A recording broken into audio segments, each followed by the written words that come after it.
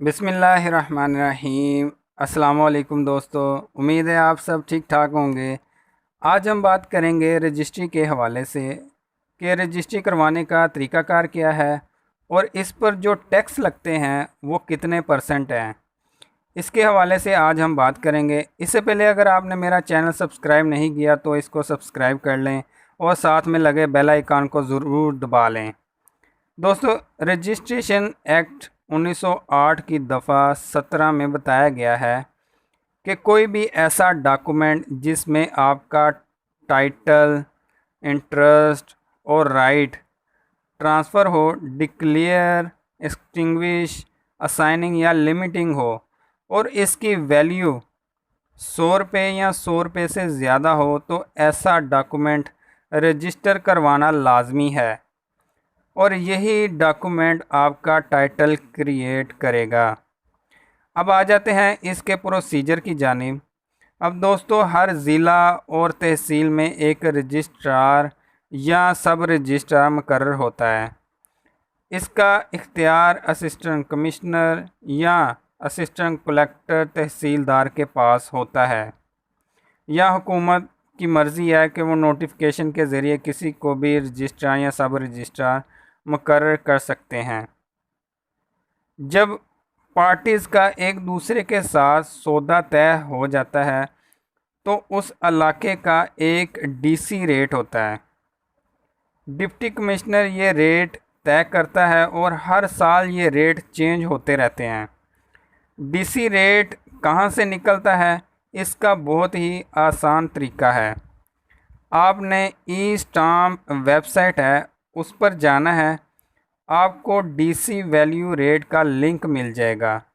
वहाँ सारी डिटेल लिखी होगी कि प्रॉपर्टी अर्बन है या रूरल है, ज़िला कौन सा है, तहसील वगैरह, मरबा नंबर, किला नंबर वगैरह, कंस्ट्रक्टेड है या अनकंस्ट्रक्टेड है, प्रॉपर्टी और कितने मरले है, ये सब निकाल कर डीसी रेट निकल आएगा। इसका रेट 3% नहीं है अब, बल्कि अब 1% स्टाम्प पेपर आपको निकलवाना पड़ेगा। हुकूमत पाकिस्तान ने इसको 3% की बजाय अब 1% स्टाम्प कर दिया है।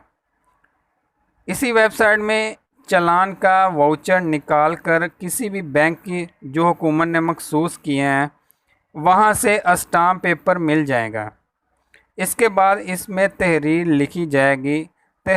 तहरीर में जो एहतियाती तदाबीर हैं वो सेल डीड या बैनामा, इसमें पार्टीज़ के नेम्स और शनाख्ती कार्ड नंबर और प्रॉपर्टी की तमाम तफसील लाजमी लिखें कि मालिक को काबिज़ है इसमें और किसके पास कब्ज़ा है या मालिक जो बन रहा है उसके पास कब्ज़ा है, रकबा कितने मरले है या सालम खाता है और सालम खाते में से हिस्सा कितना बनता है, मुरब्बा नंबर, खेवड़ खतूनी नंबर और चक नंबर वगैरह इसमें लाजमी लिखें।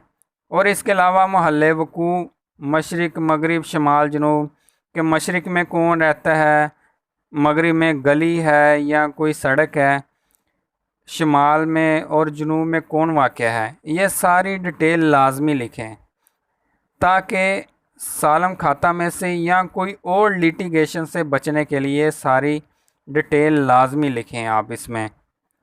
और इसके बाद पार्टीज़ के दस्तखत और अंगूठे लगवाएं और उसके बाद 2 गवाहान कानून शहादत के आर्टिकल 17 के तहत लाजमी डालें। स्टाम्प पेपर और दूसरी परत की बैक पर पार्टीज़ की तस्वीरें लगती है और उसके बाद तहसीलदार एसी रजिस्ट्रार के पास जाएंगे और वो आपसे सवाल जवाब करेगा। इसमें आप बताएंगे कि सारी अमाउंट ले ली है तो वो अपने रजिस्टर में दर्ज कर लेगा। तो इसके बाद रजिस्ट्री पास होने के लिए एसी या तहसीलदार के पास हो जाएगी। अच्छा, यहाँ आपको बताता चलूँ कि इसमें टैक्स और भी लगेंगे।